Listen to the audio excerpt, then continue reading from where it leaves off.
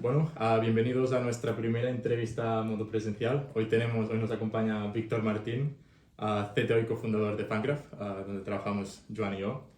También has ocupado distintos roles de director de tecnología y fundador, y has ejercido como profesor en la Universidad de Girona. Y como geek que eres, y por pasión, has sido colaborador y organizador de diferentes asociaciones del mundo del software en Girona, como Python Girona, GeeksCat, y has participado en un montón de charlas. Además que ahora, un poco con cómo ha ido Fangraph, has aparecido en muchos en los diarios de Girona, etcétera, ¿no? ¿Nos hemos dejado algo importante?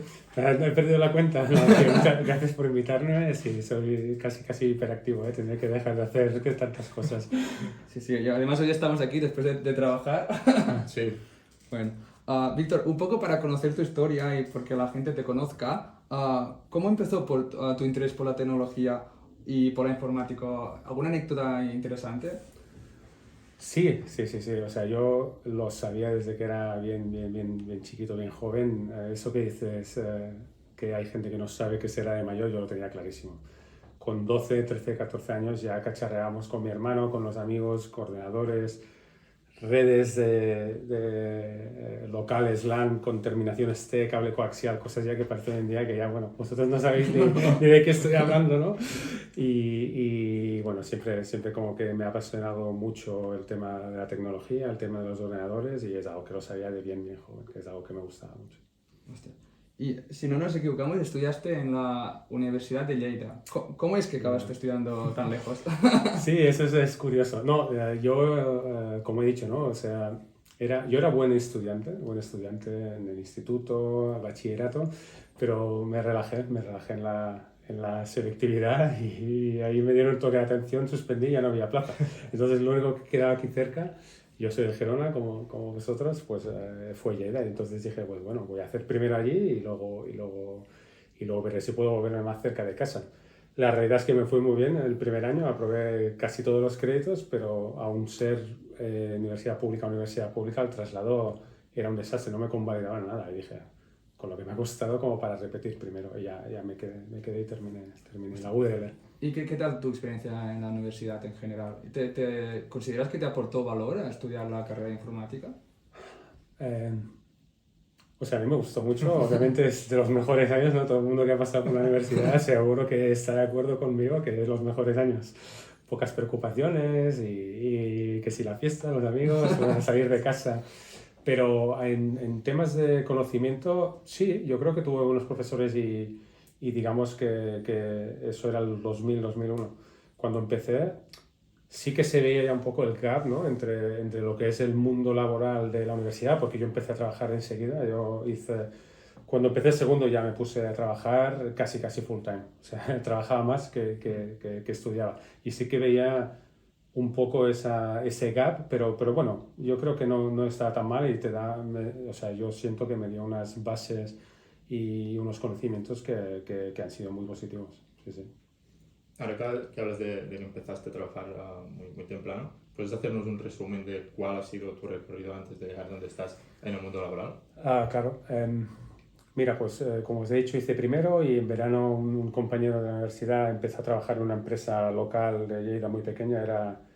Bueno, hacíamos gestión de flotas de vehículos, o sea que eso hoy, veintitantos años después, o sea, sigue prácticamente igual el mundillo, ¿no? O sea, es localizar coches, camiones, taxis, vehículos en un centro de control que llamamos por entonces y nada, para flotas de transportes. Entonces yo empecé sabiendo muy poco y en estos proyectos donde ya hacíamos aplicaciones Windows con mapas para visualizar y hacíamos las comunicaciones que en ese momento iban por GSM. Teníamos un modem GSM, que era un móvil conectado por puerto serie y ese mandaba un SMS al vehículo donde teníamos un pequeño IoT que le decía, oye, ¿dónde estás? Y el vehículo le contestaba con las coordenadas de GPS y nosotros lo pintábamos en un mapa.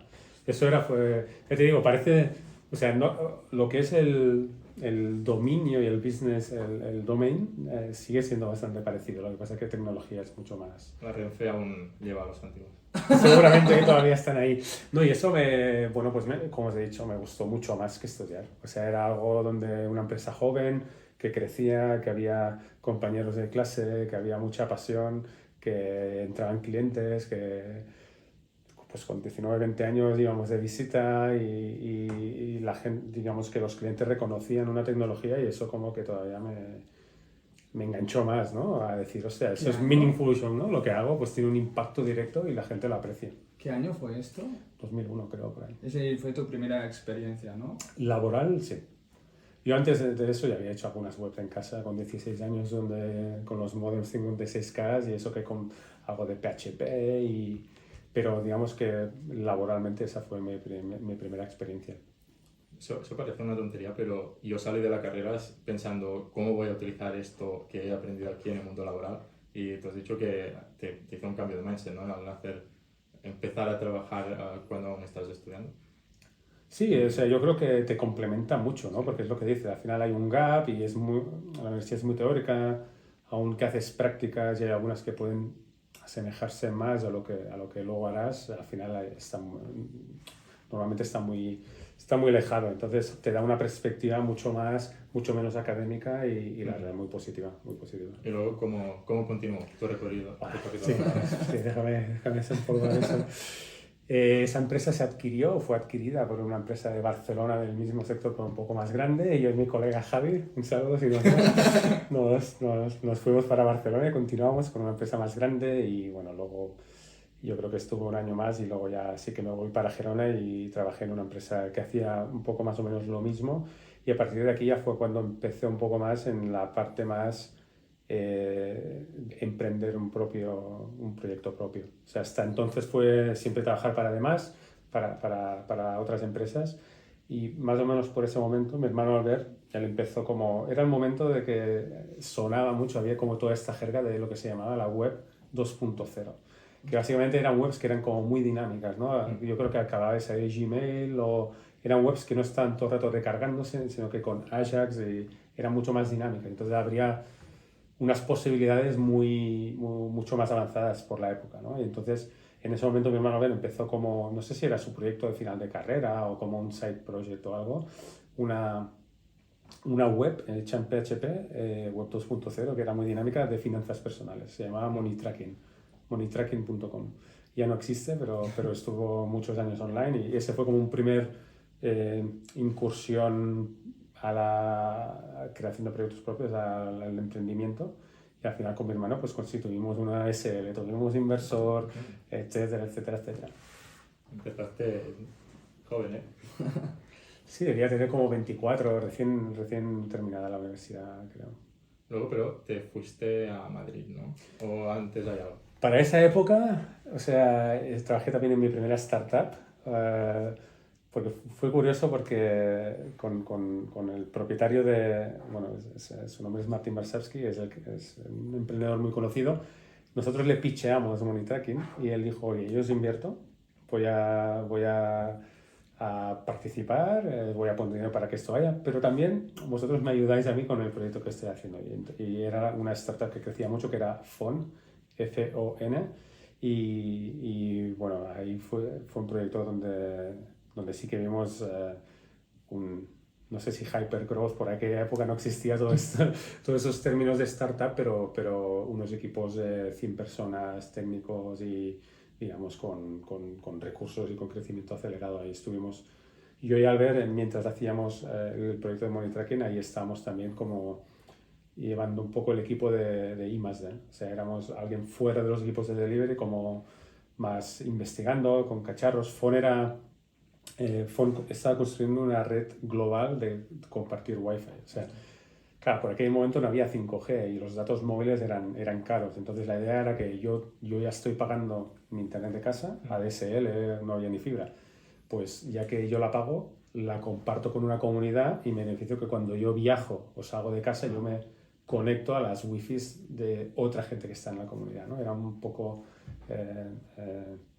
esa comunidad donde luego habían también, obviamente, podías pagar con esos hotspots. Entonces nosotros hicimos proyectos muy chulos, totalmente fuera de cualquier roadmap ni nada, como por ejemplo, cogimos un router que construíamos en China, le pusieron un puerto USB y nosotros hicimos el software para poder descargar BitTorrent sin necesitar un ordenador. Eso era como una feature súper, por el momento. Has dicho que viste que la empresa creció de muchos trabajadores, más o menos. ¿Cuántos habían al principio y cuántos? Yo creo que cuando empezamos debían ser 30 y cuando salimos al cabo de 2-3 años, 150, algo así. Estaba todo en Madrid, ahí viajamos mucho a Madrid, tenía la oficina en Alcobendas y fue como un poco lo que plantó esa semilla de startup, ¿no? Porque el proyecto de Money Tracking era como más, oye, voy a hacer mi web y realmente nunca conseguimos hacer un negocio de ello, sí que era un software perfecto, 300.000 usuarios en todo el mundo, o sea, había mucho tráfico, pero como que no era un negocio, ¿no? Entonces ahí en el mundo de startups, ahí sí que vimos más, aprendí más del mundo de startup, que ahí me picó el bicho y ahí todavía sigo. Todavía sigo. ¿Preguntaste solo con tu hermano lo de Money Tracking? Sí. Tuvimos desarrolladores, 3-4 personas fuimos pero ya te digo, nunca, ahí intentamos, yo recuerdo esos viajes por toda España con la corbata vendiendo a bancos, porque en algún momento los bancos empezaron a teníamos tracción de bancos que se acercaban, oye, estas herramientas, estos dashboards, estas funcionalidades que hacéis con extractos bancarios que importábamos, es como, guau, eso mola. Pero al final creo que vendimos un contrato y fue justo cuando se consolidó, era para Caixa Tarragona, que pasó a ser propiedad de no sé cuál y ahí se cayó. O sea que es cero. Allí ya os asignasteis roles. ¿Ya te considerabas CTO allí? No, la verdad es que no, porque éramos iguales. O sea, mi hermano gemelo Albert, buenas.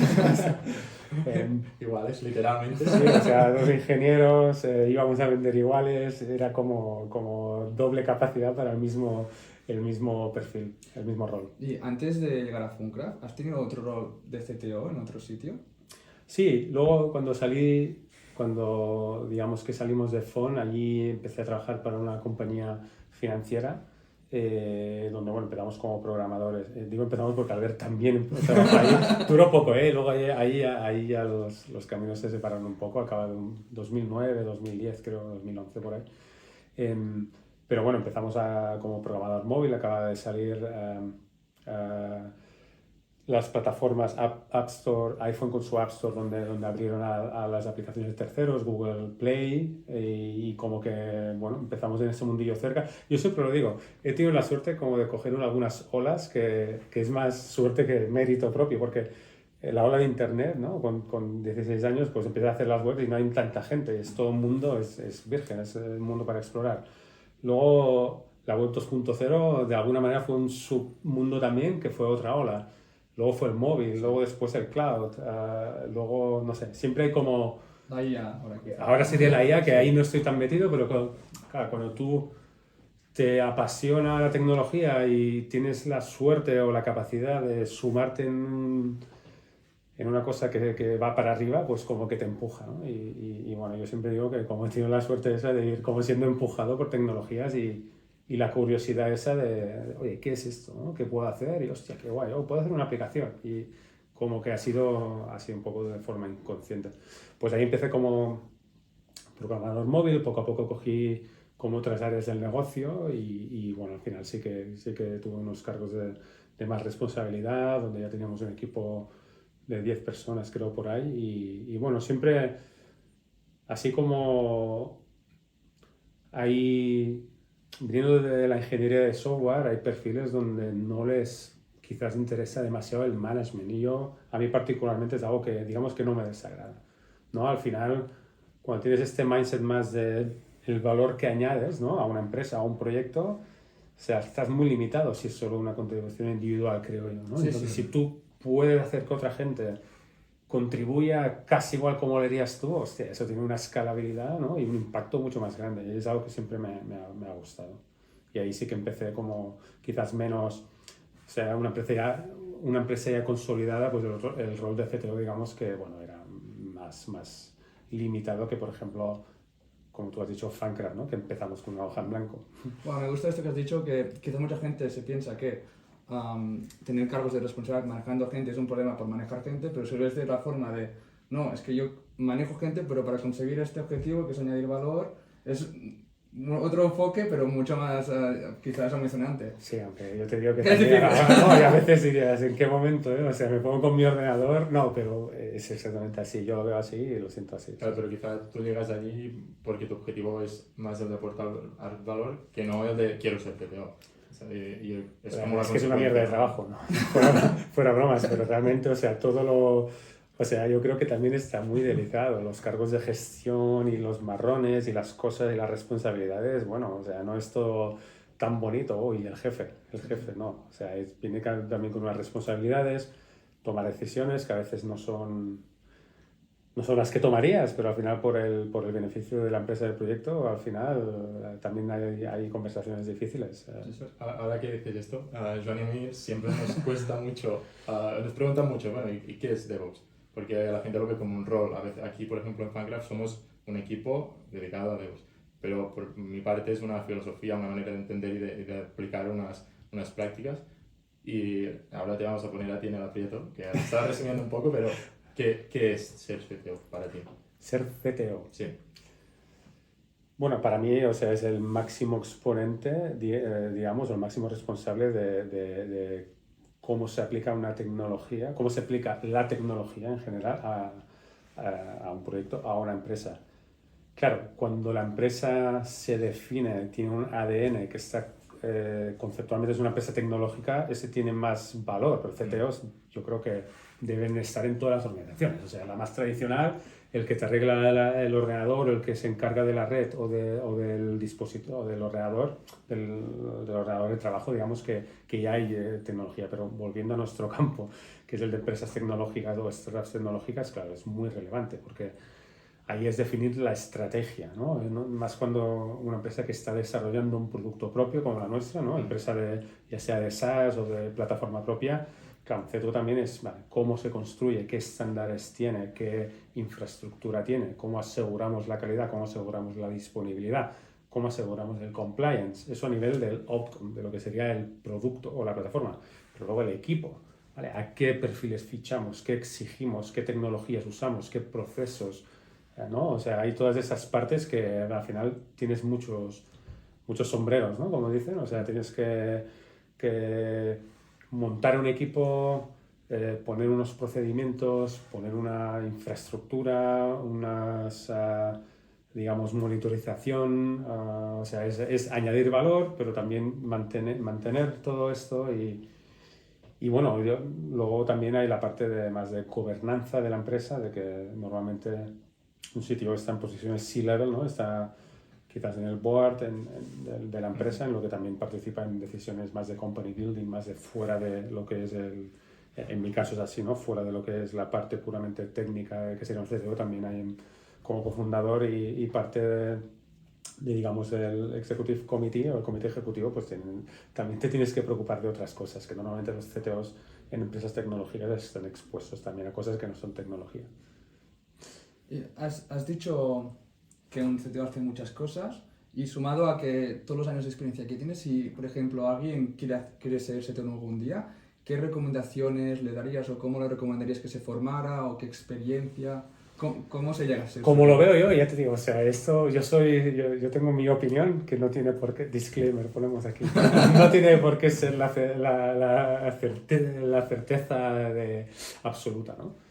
Como yo lo veo, y ya te digo, hay varias escuelas, como yo lo veo, es alguien con un background técnico fuerte. O sea, en mi caso, yo creo que me ha funcionado, ha sido algo natural el empezar como desarrollador, coger muchas partes de lo que es esa cadena de valor, ¿no? O esos, lo que decía, ¿no? Equipos, procesos, infraestructura, el conocer un poco de todo, yo creo que te da recursos como para digamos, que ser mejor en ese rol, ¿no? Porque al final entiendes mucho más a la gente. Normalmente, y más cuando es una empresa nueva, vas a empezar programando, vas a empezar la primera versión, la vas a hacer tú o vas a estar muy cerca, vas a crear la primera infraestructura, vas a fichar las primeras personas, o sea, todo lo que traigas aprendido, es algo que minimizará los errores que harás, ¿no? Y digo minimizar porque al final errores... Bueno, tenemos para otro podcast.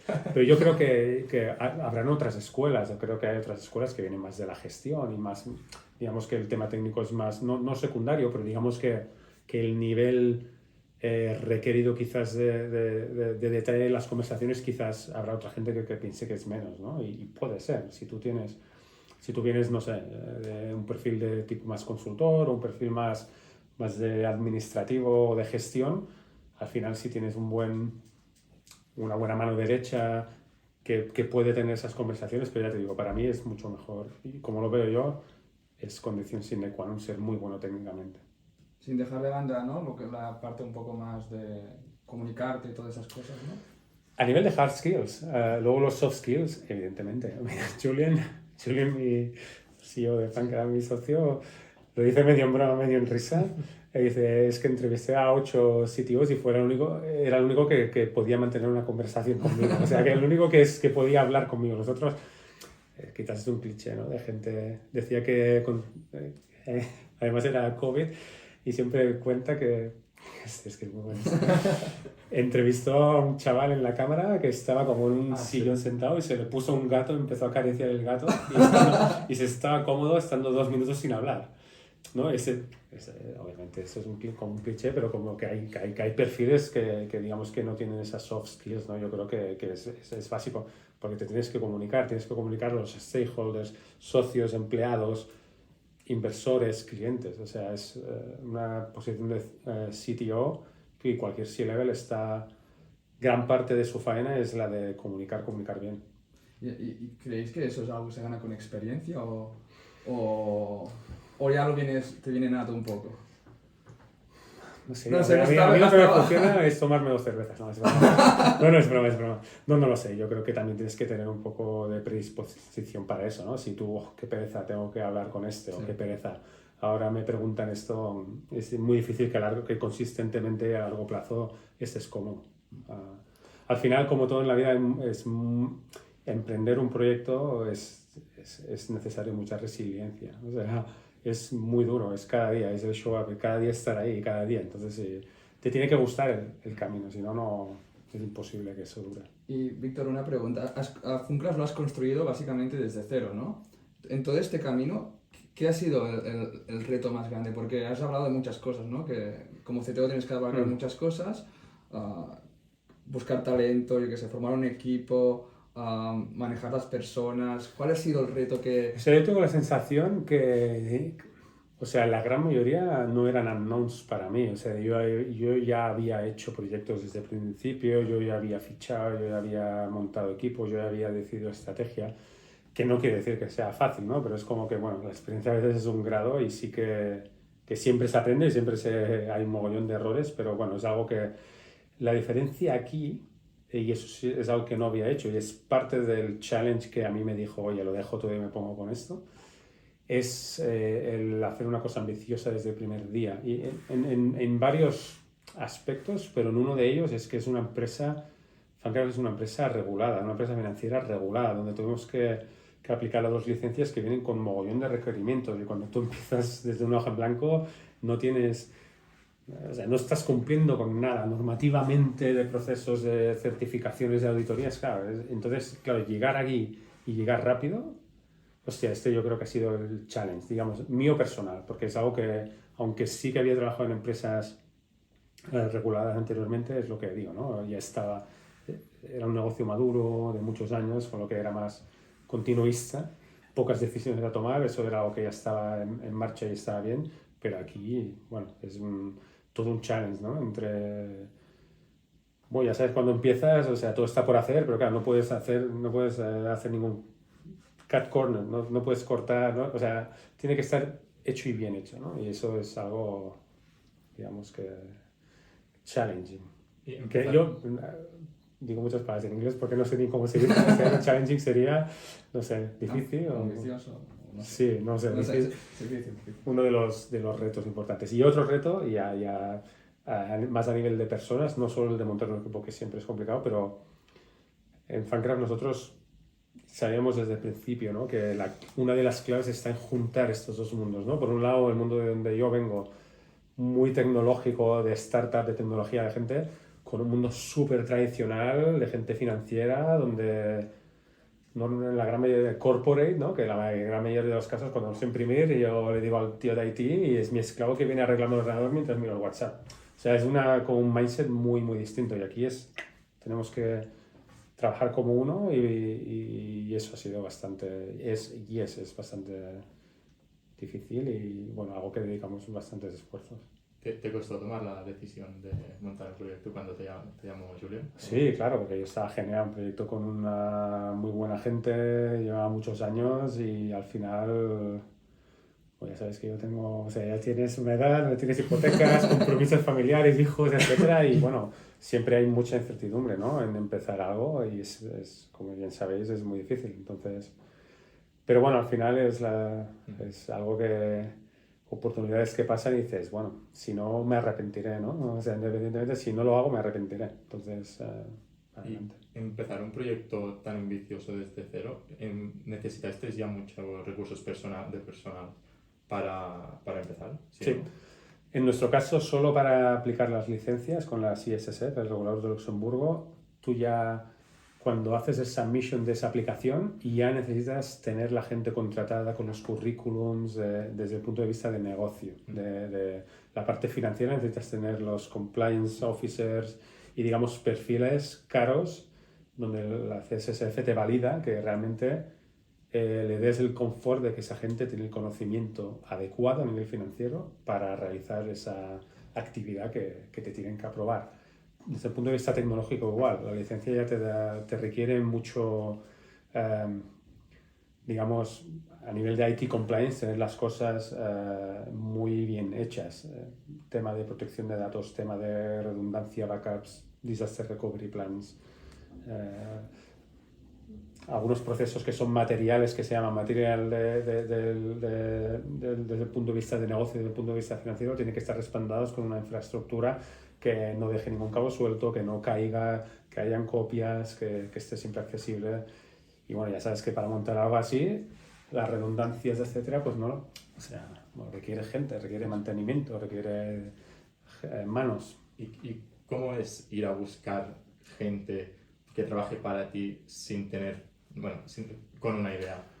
Vender, o sea, es vender la moto. No, o sea, al final yo creo que la gente que hemos conseguido, sobre todo al principio, o sea, al final tú no tienes nada y eso, o sea, es transmitir una pasión y sumar a la gente que esté tan apasionada como tú estás, de embarcarse en una cosa guau, será hell of a ride, que dicen, pero, o sea, yo mola, quiero estar ahí, ¿no? Y nosotros levantamos 2,1 millones de euros con un PowerPoint solo para empezar, o sea, con lo que teníamos recursos, o sea, a diferencia de otras startups, pero al igual empiezas sin cobrar. Nosotros estamos bien financiados desde el principio y bueno, eso también ayuda a que se sume más fácil la gente si cobra, ¿no? Que no, Sí, que sí. no, que no alguien que hay muchas startups que hoy empezamos y fue como podemos, ¿no? Hasta que no haya clientes o hasta que no haya inversores. En nuestro caso sí que empezamos así y bueno, yo creo que es eso. Pues es intentando pues con la pasión e intentar convencer a la gente de que sabe que merece la pena. Bueno, una última pregunta, Víctor, sobre todo este tema, ya que ya paramos y nos ponemos un poco más tecnológicos, pero eso que se oye siempre, que lo más difícil es manejar a las personas, bueno, hemos hablado un poco, pero ¿consideras que es cierto que es lo más difícil en estos tipos, en estos roles más altos quizás? Por mí sin duda, pero en cualquier rol, o sea, al final las personas son imprevisibles, tienen sentimientos, tienen cambios de humor y las máquinas no. Entonces, las máquinas te va a costar, pero una vez es bien instruida lo que tiene que hacer, digamos que eso no se queja. No se queja o no tiene exigencias o ambiciones o cambios en la vida personal, ¿no? O sea, y lo que... Cuando la gente dice que cuesta, lo que más cuesta son las personas es encontrar pues, un equipo comprometido, que esté comprometido a largo plazo, que cuando se vaya uno no sea un desastre, que el conocimiento esté compartido, que la gente esté motivada, que la gente tenga un meaningful job. Bueno, ya sabéis, es todo todo, digamos que los empleados, o sea, un proyecto de este tipo necesitas equipos estables, comprometidos y que empujen, como todos, ¿no? Y eso no es fácil. ¿Y te has formado de alguna forma en este aspecto? Que es que... ¿O es Sí, experiencia? no, nosotros en Fancraft tenemos, o sea, es la primera vez que he trabajado con coach, con gente, o sea, profesionales dedicados a eso, ¿no? A equipos de liderazgo y no solo a nivel individual, sino a nivel de equipo, o sea, porque al final, por ejemplo, aquí en Fancraft el comité ejecutivo somos 3 personas y cada uno con sus personalidades y no solo es importante el trabajo individual, ¿no? Sino que también el colectivo, ¿no? A nosotros nos está funcionando muy bien, alguien súper profesional de fuera bueno, que participa, que alinea, digamos, te ayuda a que esos engranajes a nivel colectivo funcionen mejor.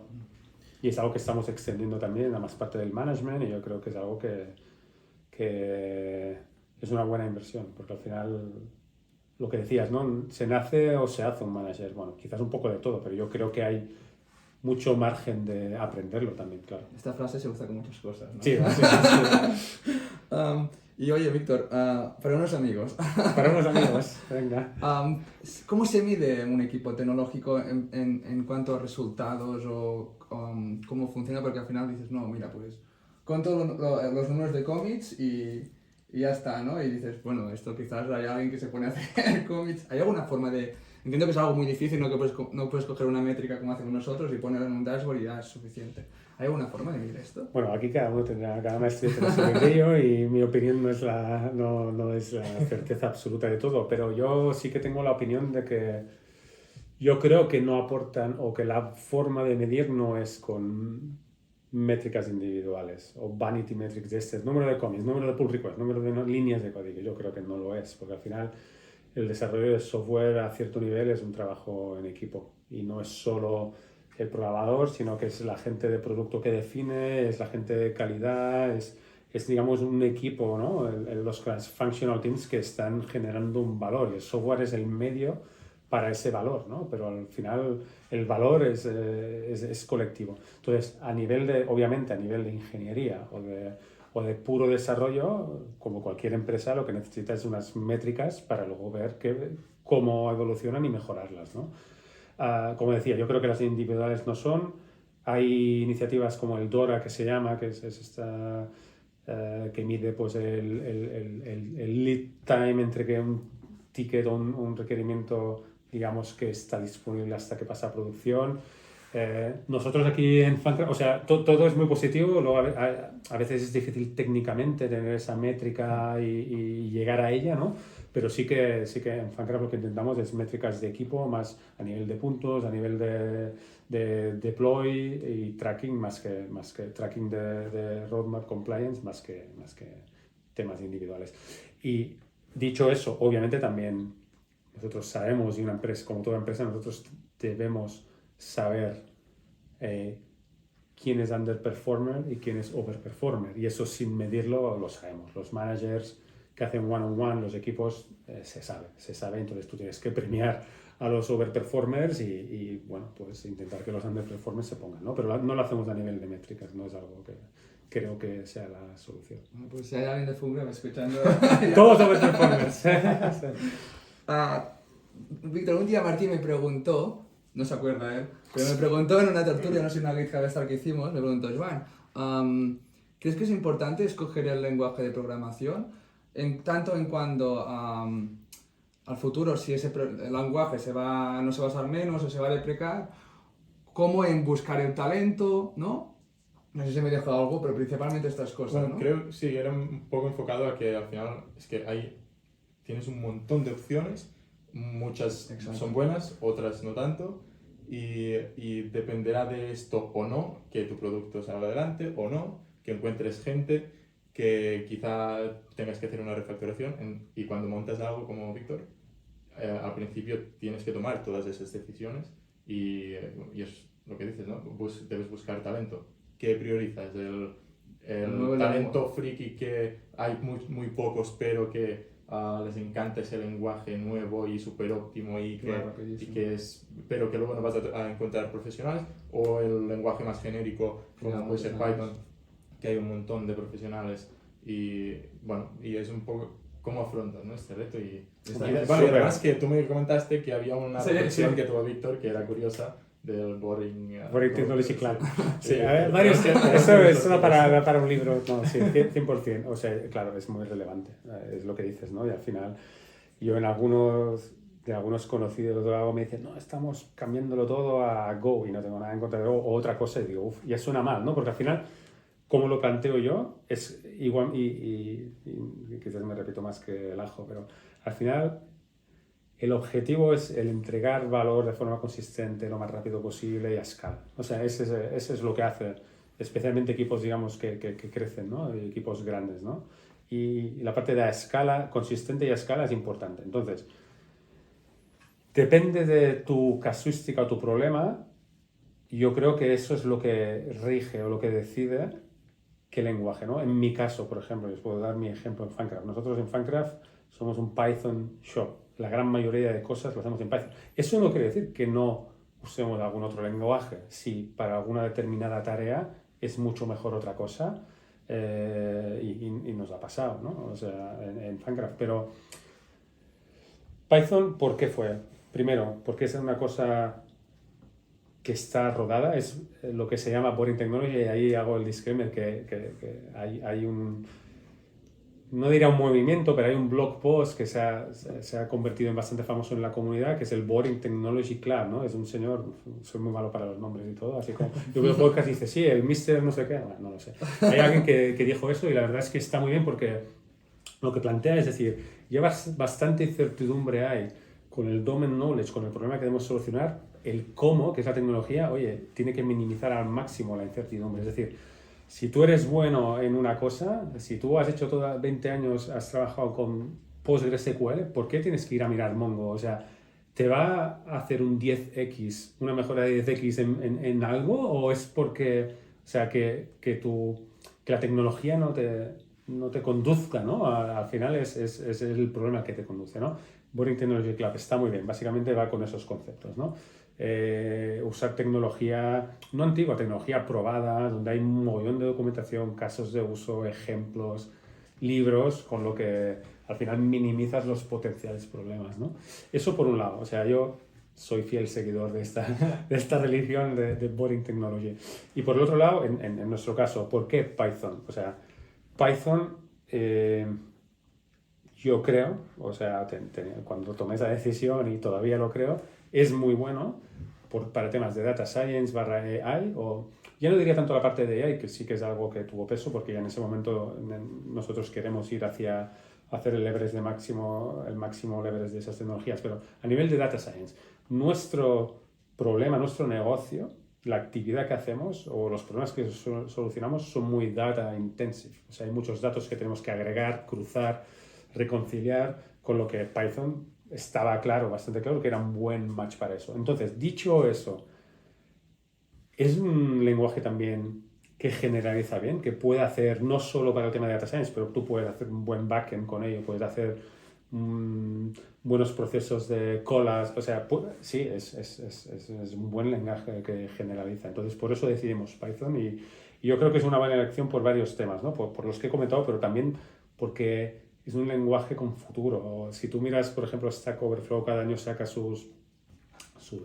developer service o como le quieras, y siempre es como tendencia alcista, siempre hay cada vez más interés de Python. No es como otros lenguajes que quizás decaen, como que pasan de moda, sino que hay mucha comunidad y eso también es importante. Y ya está, o sea, para terminar, yo no había trabajado nunca profesionalmente con Python. O sea, había trabajado con otros, con .NET, con PHP, que son buenos, pero para este caso dije no. Yo creo que la decisión es esta y yo creo que de momento es correcta. Ir a mirar a Stack Overflow, no sé, habrá que preguntarle al ChatGPT, que es que tiene todos los datos de las cosas que busca la gente. Y podemos decir que en Fancraft utilizamos bastantes servicios open source, donde también desarrollamos.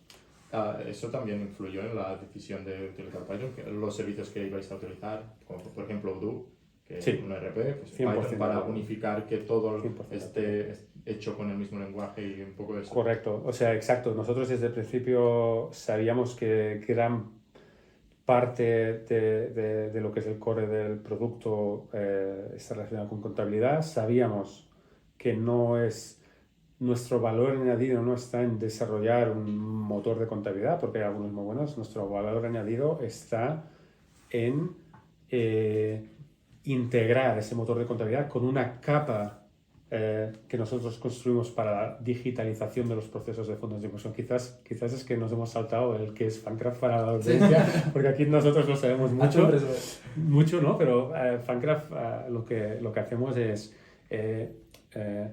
administración de fondos de inversión, o sea, operaciones de fondos de inversión de forma digital. Y entonces lo que nosotros construimos es una tecnología que digitaliza y mejora, digamos, esas operaciones de back office financiero a fondos de inversión, ¿no? Un fondo de inversión es una empresa que se dedica a levantar fondos y a invertir fondos y específicamente, y aquí no me voy a poner muy técnico, pero en el mundo de la inversión alternativa, o sea que son activos que no cotizan en bolsa, son activos que están fuera de los mercados, son activos privados, compra de participaciones en empresas, expedición de deuda, real estate, o sea, tipos de activos, ¿no? Entonces tienen toda una serie de características. Ese back office financiero tiene que tener el compliance, el asegurarte el KYC, AML, o sea, que todos los fondos cumplen con las directivas del Banco de Capitales, la contabilidad de esos fondos, el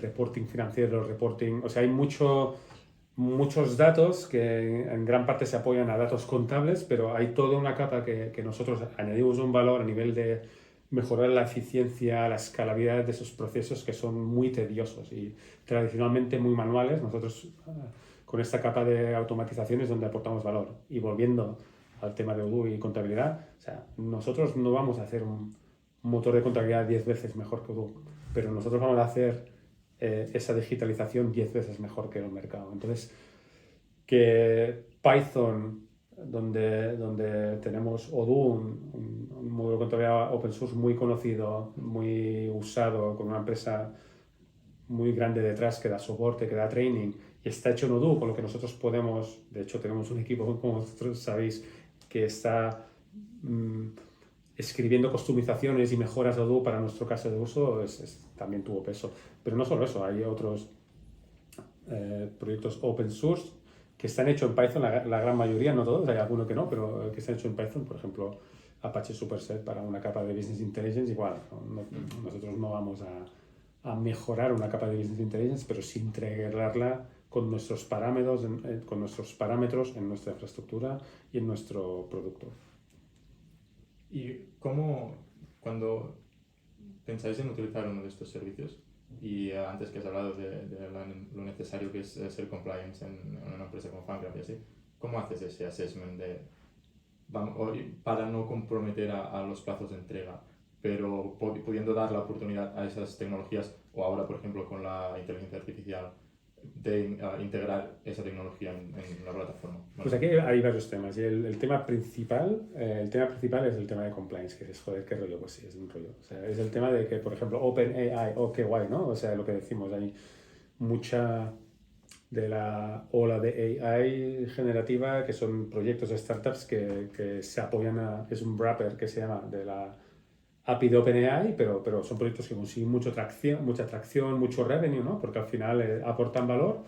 Pero claro, en nuestro caso, o sea, OpenAI es una empresa de fuera de la Unión Europea, donde ahora ya sí que a nivel corporativo están haciendo, digamos, están poniendo mucho orden en las directivas GDPR europeas, en asegurar la privacidad de los datos, pero en su momento no. Entonces, para nosotros es un no. O sea, lo primero es, ok, cuando usamos ya sea un third party vendor, o sea, una empresa software as a service, o cuando integramos algo, es muy claro ok, qué datos compartimos, o sea, es algo que podemos compartir o no.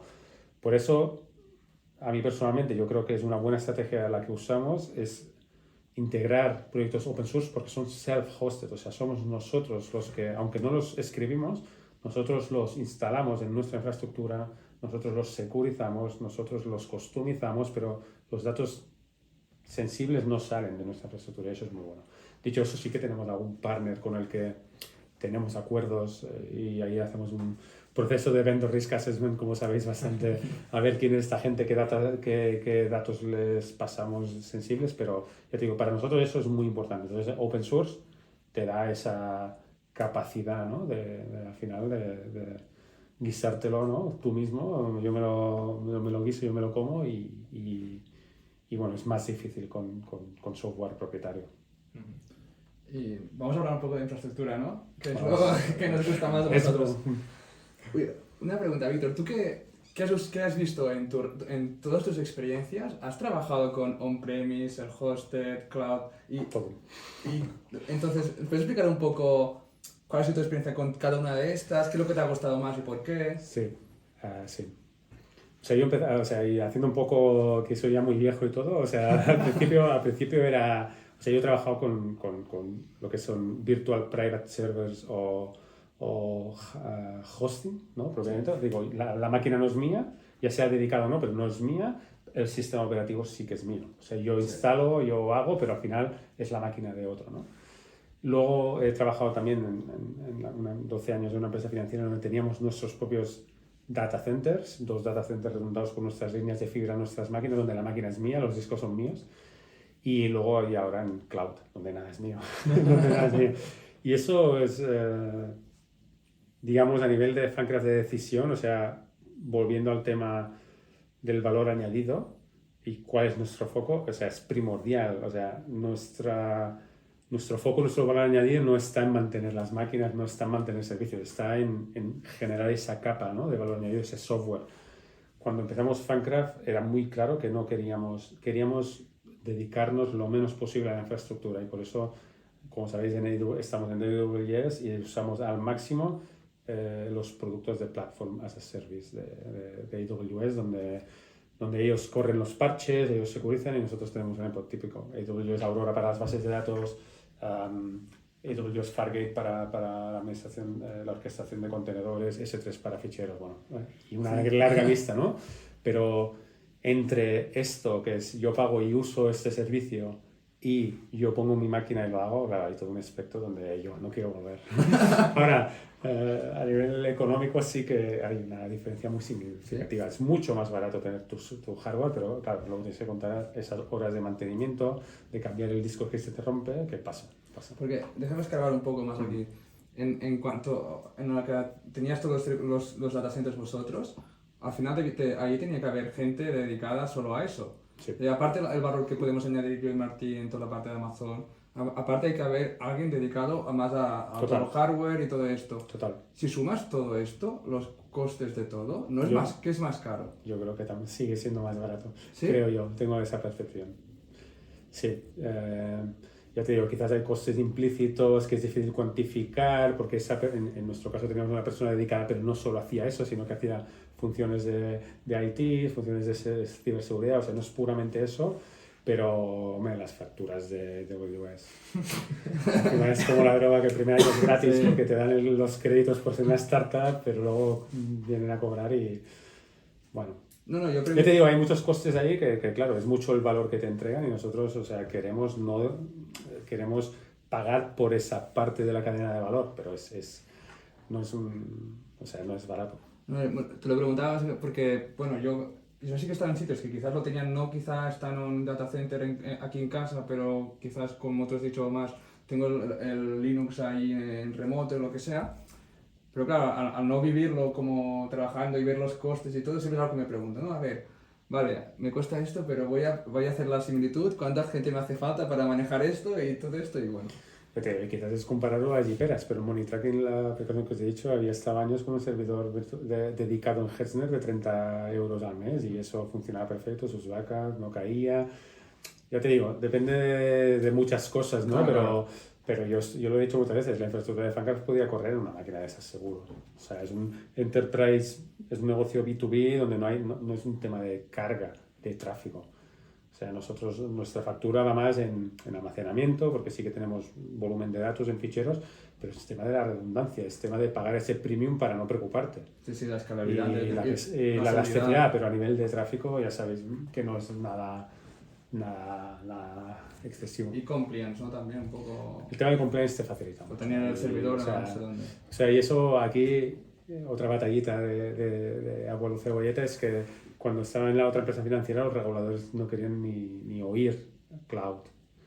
AWS, Google y Azure, empresas americanas, eso va de retro, o sea, no querían, y ahora ya como que bueno, se ha aceptado mucho y sí que se mira, pero claro, facilita, a nivel de compliance facilita mucho la vida, Bueno, estamos ya un poco... ¿Te querías comentar algo? Bueno, no. ¿Por qué Amazon, AWS versus Google o versus... Bueno, en ese momento yo creo que era líder bastante, en ese momento 2020, o sea, tenía algunos productos que Google quizás no tenía. Google quizás tenía otros como BigQuery que en mi opinión, digamos, el homónimo o la alternativa de AWS no es tan buena, pero a nivel de orquestación, de cómputo, para mí era como el estándar, ¿no? Es como el caballo ganador y es lo que dicen, ¿no? Nadie es despedido por comprar Oracle o IBM o ir al ganador, ¿no? Entonces, yo creo que fue un poco por eso. También yo había tenido algo de experiencia en AWS, no en los demás. Pero bueno, visto en perspectiva... No, también hay otro hecho diferencial, que cuando empezamos Fancraft, y lo que decía es, necesitas el equipo desde el día 1, obviamente no teníamos el equipo desde el día 1. Y ahí yo tengo que, no sé si pueden decir marcas comerciales, pero yo tengo que agradecer en su momento a una consultora llamada APSL, que ahora ha sido adquirida por Nagarro, y ellos eran muy buenos en AWS, nos ayudaron mucho con el tema de compliance, con poner esa infraestructura desde el día 1 muy, digamos, bien hecha, escalable y compliant, y ellos tenían mucha experiencia en AWS.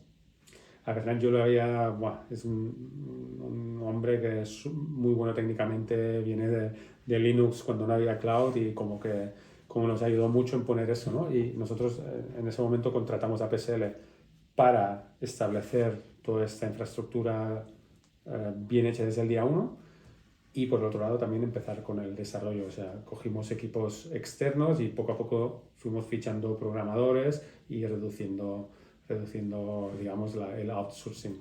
Sí. Pero bueno, yo digo que 100% recomendados unos cracks y vamos. Estoy también de acuerdo, creo que hace tiempo AWS era como el líder y también a nivel de profesionales, no deberían haber muchos de Google Cloud ni antes. Ahora creo que sí que está balanceando un poco todo, pero antes yo creo que eran... Creo que sigue siendo líder, pero sí que es verdad que se está dando mucho más uso a todos los clouds en general. Azure también tiene el tema con OpenAI y en temas de GenAI también se ponen. Nosotros ya sabéis que hemos probado el del AWS y bueno, digamos que Está un poco verde. Para mí está un paso por detrás de la tecnología de OpenAI y el rendimiento, pero sí. O sea, a día de hoy yo creo que se volvería a usar, a elegir AWS. Claro. Y yo quería hablar un poco de otras cosas ya ahora que Víctor también está haciendo. Dentro de mis preguntas. ¿ECS o Kubernetes? Sabía que la varía. Antes de... No, es broma. No, sí, lo hice porque siempre me deben llamar el talibán de Kubernetes, ¿no? No tengo nada en contra, pero todavía nadie me ha sabido explicar ese 10x que mejora para mi use cases, todavía no, nadie me ha convencido. Cuando lo convenzcamos lo traeremos aquí en la tertulia. Creo que el diferente soy yo, porque siempre contigo no estamos de acuerdo, contigo tampoco, y soy yo el que discrepo. Somos todos muy diferentes. Víctor, yo quería preguntarte dos cosillas solo. Una solo un poco para saber, ¿eh? Que fuiste también profesor en la UDG, no sé si nos puedes contar un poco qué hacías, ¿te gustó o no te gustó? O sea, era creo que 2018, yo estaba trabajando para esa empresa financiera, una empresa, bueno, era madura y digamos que me salió la oportunidad de poder colaborar como profesor asociado a una universidad pública, la Universidad de Girona, y es algo que bueno, me apetecía y podía dedicarle unas horas a la semana y entonces lo hice unos cuantos años. Totalmente vocacional, o sea, es algo que, bueno, ya sabemos... Se te ven los ojos, ¿eh? No, pero ya sabemos todos que la universidad pública, pues desgraciadamente no tiene los medios y bueno, una empresa privada, al menos yo perdía mucho dinero yendo allí en el sentido de que esas horas, pero no, al final es algo vocacional y es algo que a mí me gusta, ¿no? El mentorizar, el aprender, el discutir cosas, el poder, yo no digo enseñar, ¿no? Simplemente pues un poco educar un poco, ¿no? En esas cosas o en esta pasión, ¿no? Porque al final cuando haces algo con gusto y con pasión, pues no te da pereza estarte 4 horas enseñando calidad de software como hacía yo, ¿no? Alumnos de último año.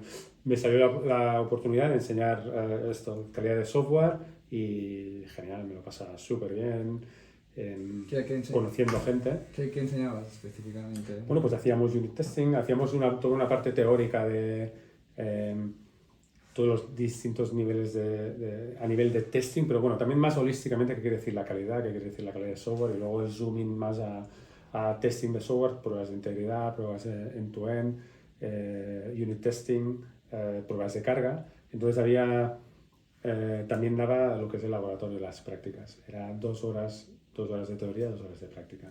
Y un grupo de 35 alumnos de último año. Y la verdad es que genial, sí. Luego ya vino el COVID y ya fue en remoto, ya no era tan divertido. Luego salió esto de Fancraft y desgraciadamente no pude tener el compromiso, ¿no? Porque al final con los viajes pero es algo que repetiría sin duda, sí, sí. ¿Te llevaste algún alumno de la Universidad de Fancraft? Sí, tenemos alguno y hemos tenido alumnos. Yo le decía a mis socios que eran los mejores, pero no es verdad. Eran los que accedían, no, fuera bromas, es algo que, bueno, también ves talento, ¿no? O sea, y ves el talento y dices, hostia, yo trabajaría con esta persona, con esta actitud y esas ganas de comerse el mundo, ¿no? Cuando tienes 22 años o 23, hostia, es un drive que mola. ¿Y nos puedes contar también un poco en estas entidades que has cobrado como GIGSCAT, Python Girona, qué hacen y cómo has cobrado tú? Bueno, otra motivación que tengo yo, que como si no tuviera cosas, bueno, un poco relacionado con lo mismo, ¿no? Esa inquietud y esa pasión por la tecnología, pues te lleva a pues, querer conocer gente como tú, ¿no? Y tener tus conversaciones frikis, pues otro lo tendrá, yo qué sé, con las chapas o yo no sé qué hobby hagan. Pues yo también, para mí es un hobby, entonces intento involucrarme lo que puedo y participar en asociaciones locales, ¿no? De gente con tus intereses, por Python, porque es un lenguaje que bueno, como os he dicho, no había trabajado, pero es algo que me interesaba, es algo que yo creo que es un caballo ganador, un boring technology, pero con mucho recorrido y quería conocer y al final pues hablas con uno, ves pues sus problemas y poner las cosas en contexto y en común te ayuda a descubrir, a hacer menos errores o a ver cómo alguien ha solucionado un problema que tú quizás tienes, ¿no? Entonces yo estoy en la de Python, estoy en el Tecno Ateneo, que es otra asociación más de fomento de la tecnología, más maker, quizás más de electrónica y más proyectos artísticos.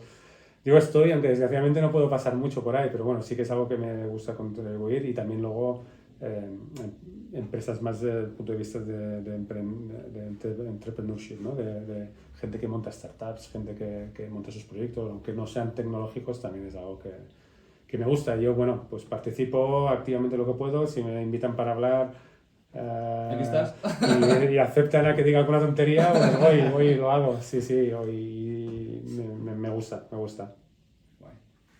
Hay buena comunidad, ¿no? En Girona, siendo... Sí, obviamente a nivel como lo veo es que a nivel de tamaño pues es un poco, digamos, a diferencia, yo soy socio también de Python Barcelona y no he ido nunca, pero claro, ahí ves los eventos ya hay, yo qué sé, 60 personas y aquí hay 10, pero bueno, también también permite, hay mucha menos rotación, con lo que también permite hacer no sé, mantener esas relaciones de amistad pues más de largo plazo, ¿no? Porque al final ya acaba siendo el grupo de amigos, ¿no? También está. Creo que es algo que es guay. Dejaremos ir a Víctor, ¿no? Sí, ¿no? Pues muy guay, Víctor. Muchas gracias por venir. Espero que te hayas pasado bien. Y nada, nos vemos ya en el siguiente vídeo. Mañana. Un placer, like, subscribe y nada, ha sido súper guay. Gracias, Víctor. Muchas gracias.